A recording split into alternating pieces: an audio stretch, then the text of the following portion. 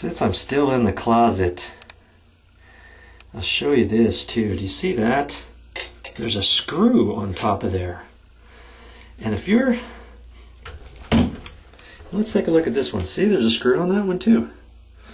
And that's for your wheels. And if your sliding glass door hits up against the wall, let's say, you know, and fits on there, if your gap is crooked up against the wall and it's not closing tight, you can raise or lower these wheels by turning this screw. Okay, you play with that and see how you can adjust your sliding glass doors so they fit nice and straight up against your wall.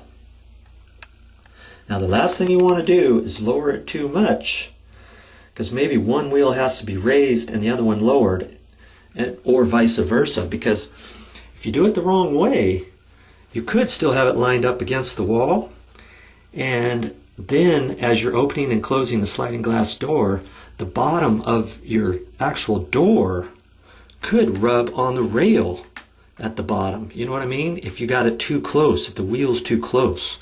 So if you're like that, then you'd have to raise this wheel up a little bit, and you'd have to raise that wheel up a little bit in the same sequence to get it lined up against the wall. All right? Do a good job now.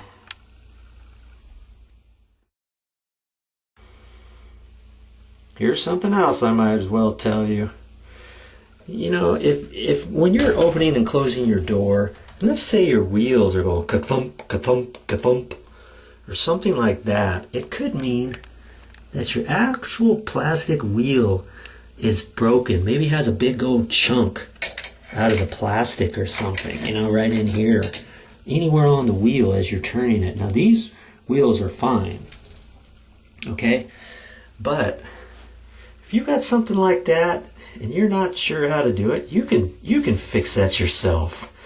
You know, this whole bracket assembly here, you can take off, undo those two screws right there, and you can pull that off, take that to the hardware store, and maybe you have to get this whole bracket assembly with a new wheel on it, or maybe there's some way you can take this wheel out and just replace the wheel. Some you can do that, others you have to replace this entire mechanism, okay?